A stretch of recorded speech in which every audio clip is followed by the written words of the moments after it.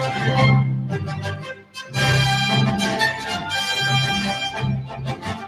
number to call in. I think you may want to call today. At this time, we have with us in the studio Walter Lindsey, who is a private detective. He has a military background from the Air Force, and we're going to hear about how he got into the private detective field. So if you have a question about a problem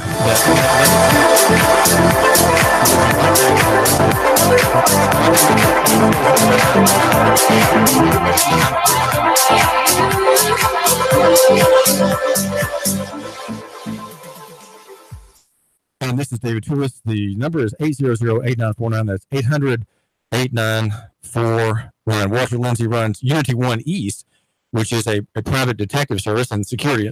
That covers all kinds of things that we'll hear a little bit about: missing persons, process service, surveillance, and criminal investigation. So let's say you are running a business and you just can't keep your cash flow. You just can't keep the cash flow, and you're not quite sure where the money's going. You've got the donations coming in, and the money's not there. And so you say, we've got a problem. We don't know that a crime's been committed. We don't want to call the police, because if we call the police, there may be a report about our charity, our nonprofit. We don't really want that right now.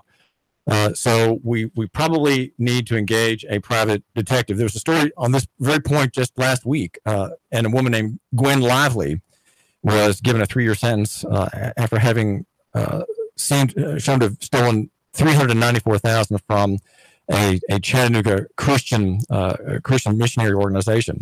So that could have been caught beforehand if the managers of that charity had called for help.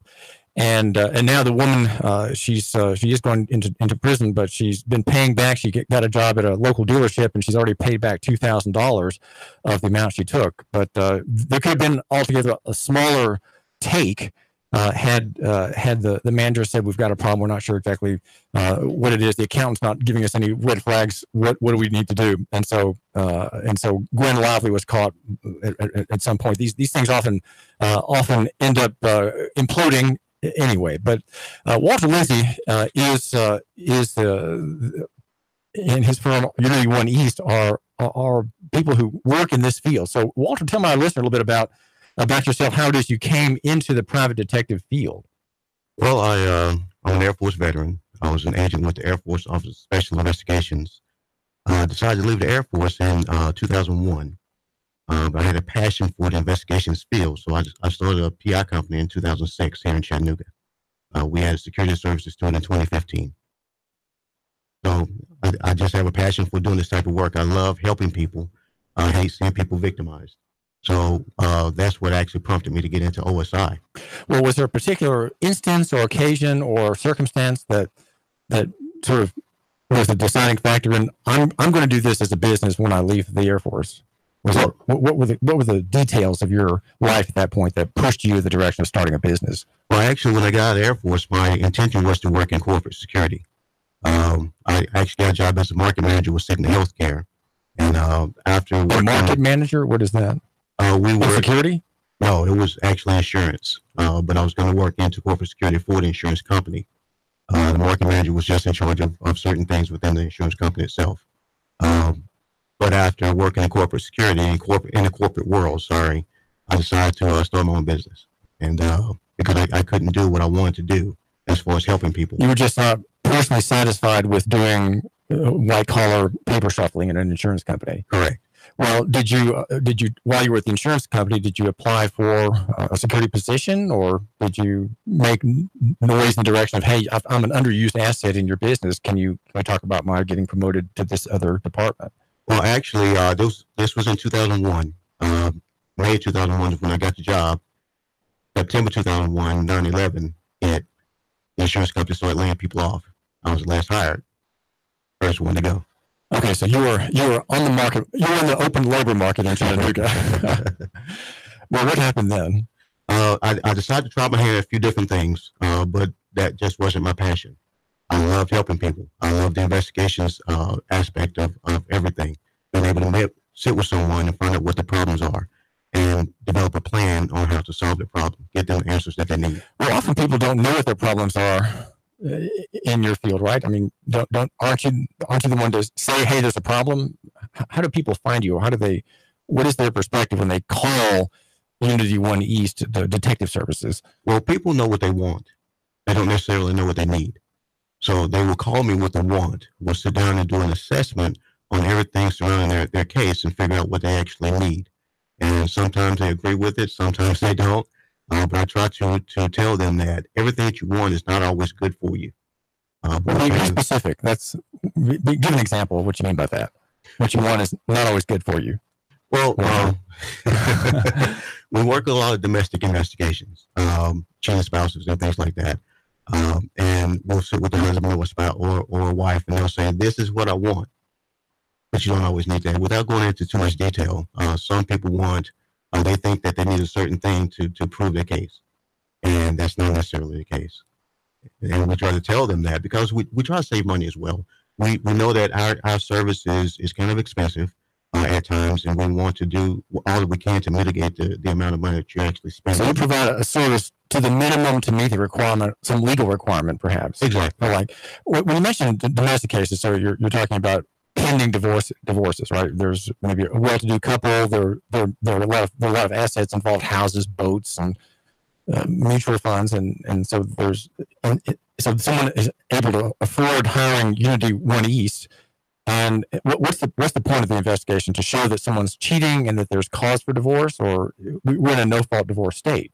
Well, it depends on the person, and we are in a no-fault state, but judges are individuals as well. And you have a lot of judges that put their spin, their own take on things.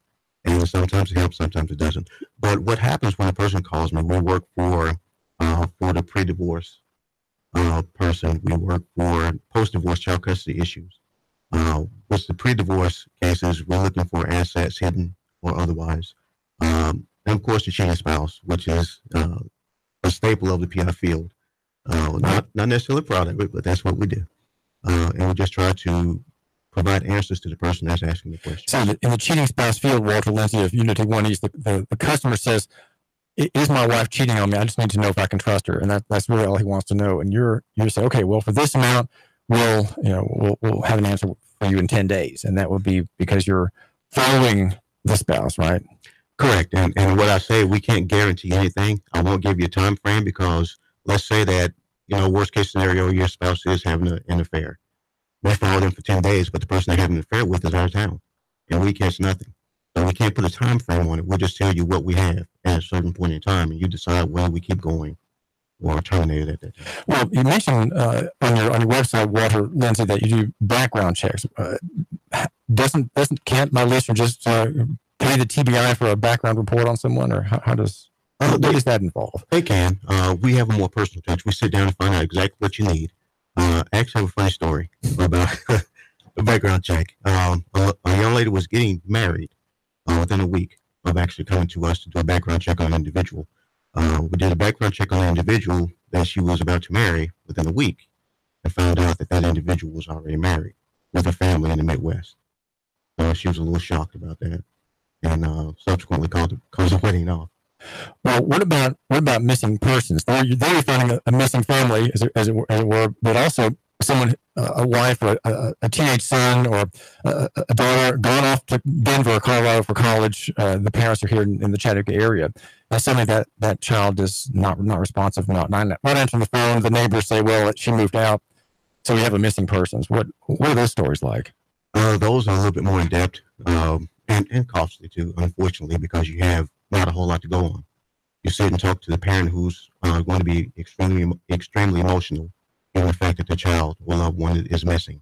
And you have to develop a plan of action at that point to figure out who you need to talk to, where you need to go, as well as putting together a budget proposal for the parents or friends to contemplate and so on. And let's say that in that scenario, Walter Lindsey, the investor, your employer, or you, if you're doing that case, you're out in Denver, and you find the young woman, and you find a way of you must say confronting her and introducing yourself. So I'm Walter Lindsey. I'm a serving your parents' interests. They're very concerned about you, and you have authority to make that person come with you. Of course, right? You're not a police officer. There's no crime been committed. Right.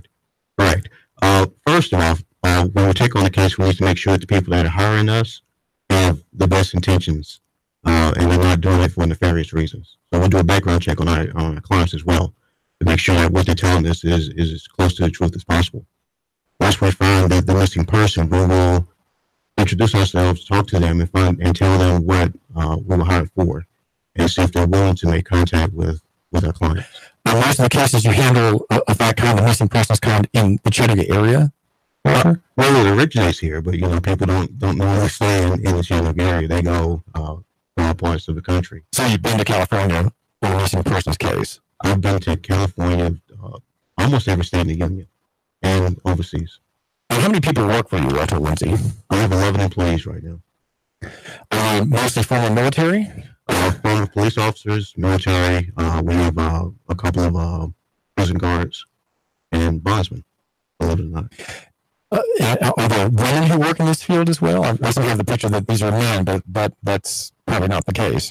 Well, women working in the PR field, actually women do really well in the private investigations field because they're unassuming. A woman can go and sit in the bar all day long and not be suspect of anything.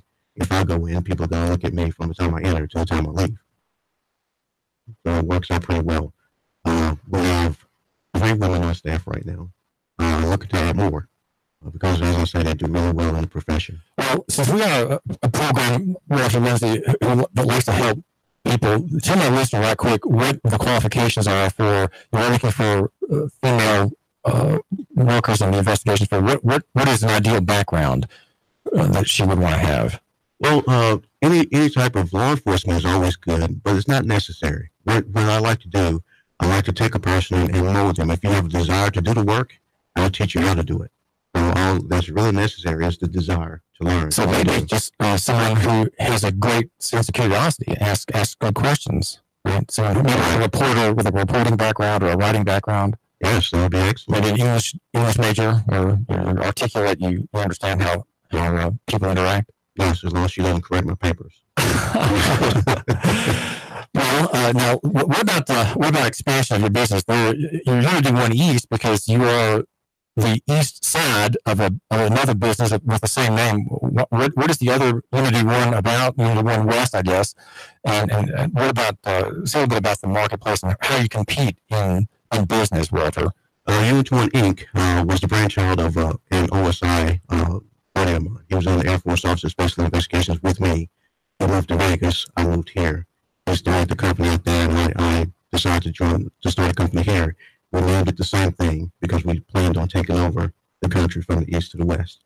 The challenge in this area, with security specifically, is that we have a lot of stiff competition in the area. Some that have been in operation for up to 30 years or so. So we're trying to establish our footing here with our services. How do you separate your business from other businesses like that? How do you argue to the listener or the prospective customer that Unity One is different from XYZ detective service? Well, we're smaller. We pay particular attention to the people that come to hire us to do our service. We have a passion to do the work, and we want to make sure that the person that decides to take us on as their investigative service gets the level of service that they deserve. We're always open. You can call me or text me 24 hours a day, and I'm willing to answer questions that you have. What's your number?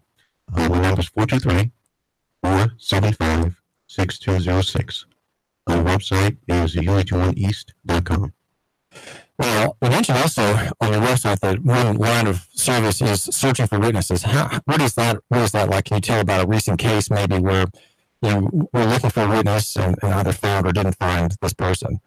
Well, I guess about 4 or 5 years ago, we had a suspicious death case here in one of the municipalities, and the mother hired us because she wasn't getting the answers that she thought she deserved from the investigative authority.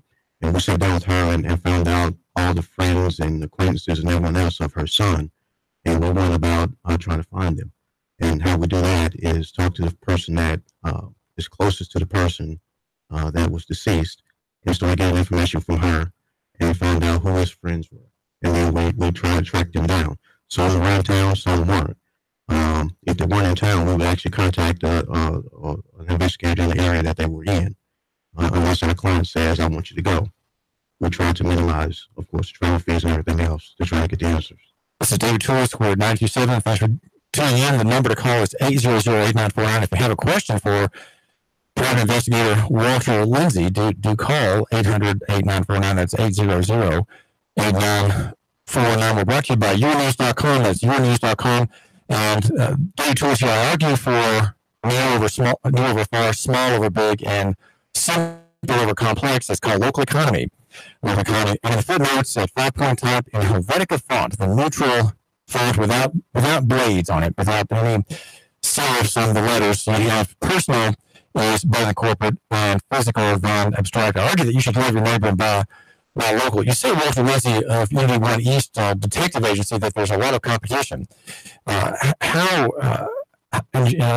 you say you're smaller than others, and the question I asked there was, how do you set yourself apart? That is not really a winning point to say, well, we're smaller than others. Now, what should my listener understand to be your distinct perspective or distinct maybe record, or can you boast about past cases? I guess you really can't, can you? Say, we saw this case, this case, this case. You can't really do that. I can't tell you specifics. Well, go on. How do you make your pitch? We are passionate about what we do. We have people that are in the industry, in this field, that love what they do. We love working with people. We love providing answers to people. We love righting wrongs. As I was saying earlier, the reason I got into OSI is because I was at an accident scene where a person was killed. And I saw the case being handed off to the OSI agents. And they were able to take it from beginning to end to provide the answers that were needed to solve the case.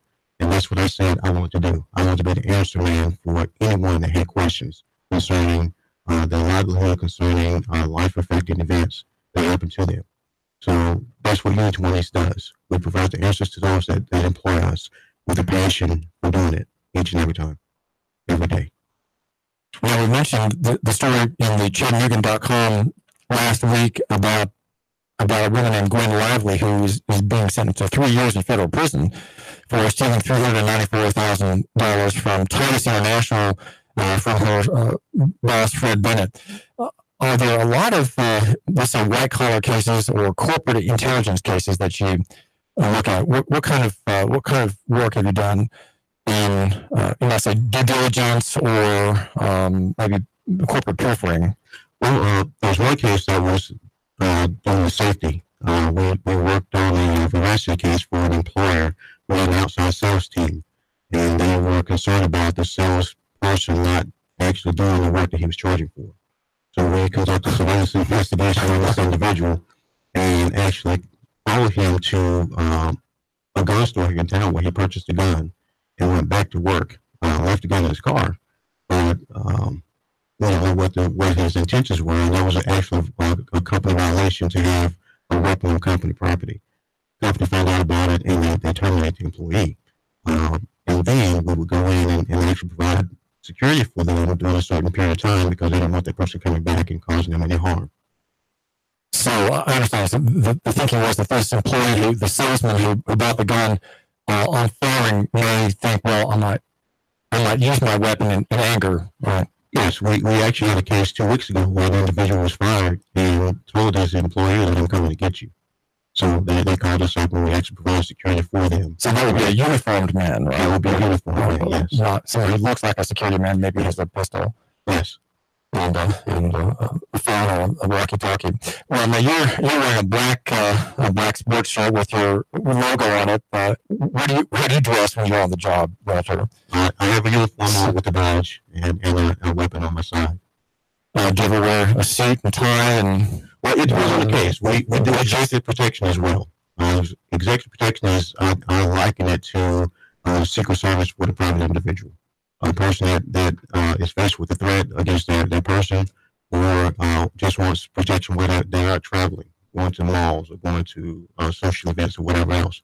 We'll provide an officer to assist you or to accompany you to those different places. Now, the bail bond industry is one that's sort of an allied industry to yours. You're a private detective. company, the bail bondsmen, they have also, they use the same skills you do to track down someone who has jumped bond. Yes. Right? Yes. I actually worked for a bail bonding company a number of years ago, K Bonding. We did that for 4 years on a part-time basis when I was actually working with my company as well. But bondsmen do similar things. Of course, the people that they find go back to jail, and we have found the missing person. And is in your field, do you require payment up front? How do you deal with billing and your customers? We get a retainer up front that captures a certain number of hours. But at the end of that, we sit down with the client and say, this is what we've gathered so far. Do you want to continue? Or is this enough for you? If they decide to continue, we'll continue to work and then bill weekly on top of that. What does the road of finance look like for you, Walter Lindsey of Unity One East? You say you'd like to expand your business. Are you going to have to go to the bank for that? Or have you? What does the credit field look like, and how would you propose that you expand your service, let's say to Knoxville or to Atlanta? How do you do that? Well, I have actually worked all over the state in Georgia, Florida, and other places. I would prefer to grow organically versus obtaining any type of loans or anything like that.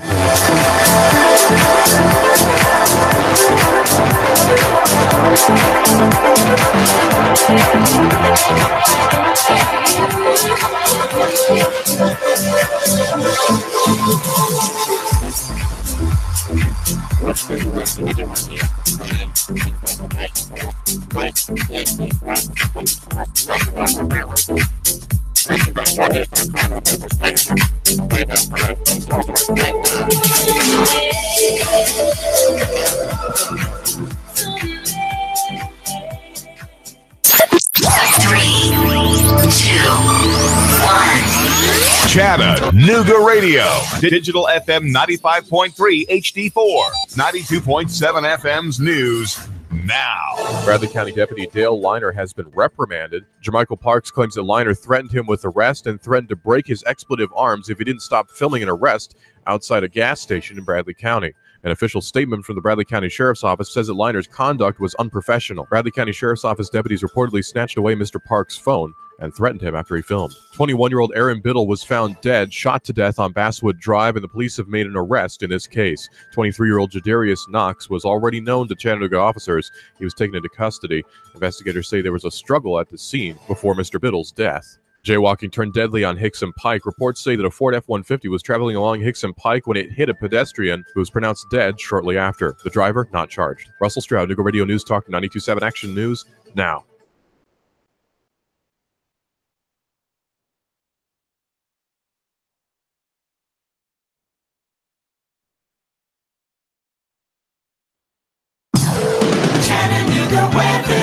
After a muggy start with some patchy fog, more hot and humid weather for your Monday. A few isolated afternoon storms, highs upper 80s. Tonight, becoming fair, lows only near 70. For Tuesday, late day showers and storms will move back in from the north, highs upper 80s. More typical summertime weather for the midweek. Tired of the pressures of car shopping? Come see what more people are making the short drive to Jackson Chevrolet Buick GMC in Lafayette or online at jacksongm.com. That's Jackson Chevy Buick GMC in Lafayette. And I'm SOAR Gene 12, Chief Meteorologist, Pat Report. Nooga Radio 92.7.